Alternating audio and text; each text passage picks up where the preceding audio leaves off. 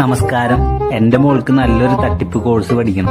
ഓ വാവ്, well educated ആണല്ലോ. പക്ഷേ ഇതൊരു ഇന്റർനാഷണൽ തട്ടിപ്പ് കേന്ദ്രം ആയതുകൊണ്ട് മുന്നേ തട്ടിപ്പ് നടത്തിയതിന്റെ എന്തെങ്കിലും ഒരു എക്സ്പീരിയൻസ് ഉണ്ടോ?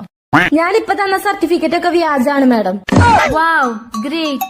ശരിയാണല്ലോ, യു ആർ സെലക്ടഡ്. ഇനി ഇവിടുത്തെ കോഴ്സുകളെ പറ്റി നമുക്ക് പരിചയപ്പെടാം. വാ, കമോൺ. ഇതാണ് കൂപ്പൺ കോഴ്സ്.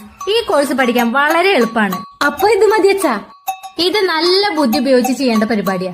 അപ്പൊ നിനക്ക് പറ്റില്ല മോളെ. ഇത് പിടിക്കപ്പെട്ടാലും കുറച്ച് ചീത്ത പേര് കിട്ടുന്നുള്ളൂ. പിന്നെ കുറച്ച് തൊലിക്കട്ടി വെച്ചാ മതി, അതിനുള്ള ഓയിൽമെന്റ് താഴെ കിട്ടും. പക്ഷെ ലാഭം വളരെ വലുതായിരിക്കും. കേട്ടോ കേട്ടോ. ഇനി അടുത്തത് ഫോർച്യൂണർ തട്ടിപ്പ്. ആ, ഇതിപ്പോ ട്രെൻഡിങ് ആയിട്ടുള്ള തട്ടിപ്പല്ലേ അച്ഛാ? ഞാൻ ഈ കോഴ്സാ പറഞ്ഞത്. ഈ കോഴ്സിന് വേണ്ടിയാണ് ഇപ്പൊ തല്ലിക്കയറ്റം. ഇതാവുമ്പോ നമുക്കൊരു മുതൽ മുടക്കില്ല, ചെലവുമില്ല. അത് കൊള്ളാം. നിങ്ങളുടെ വീട്ടിൽ എത്ര മുറിയുണ്ട്? 4. യൂട്യൂബ് ചാനൽ ഓണാക്കാൻ 4 മുറിയിലിരുന്ന് അങ്ങോട്ടും ഇങ്ങോട്ടും കുറ്റം പറയാം. ഇടയ്ക്ക് ചീത്ത വിളിക്കണതും ചികിടത്തടിക്കണതും നിങ്ങളുടെ ലക്ഷ്യത്തിലേക്ക് വേഗത്തിക്കും. കൊള്ളാലടി. ഇനി അടുത്ത കോഴ്സ് പരിചയപ്പെടാം. ഇതാണ് സ്കാനർ തട്ടിപ്പ്. ഇതെങ്ങനെയാ? ഉടമസ്ഥന്റെ വിശ്വാസമാണ് നമ്മുടെ ലാഭം. എത്രത്തോളം വിശ്വസിക്കുന്നോ അത്രത്തോളം ലാഭം കിട്ടും. കോടികൾ ലാഭം കിട്ടുന്ന ഒരു തട്ടിപ്പാണിത്. ഇനി പിടിക്കപ്പെട്ടാൽ ആദ്യം ഉടമസ്ഥനെതിരെ കൗണ്ടർ കേസ് കൊടുക്കുക.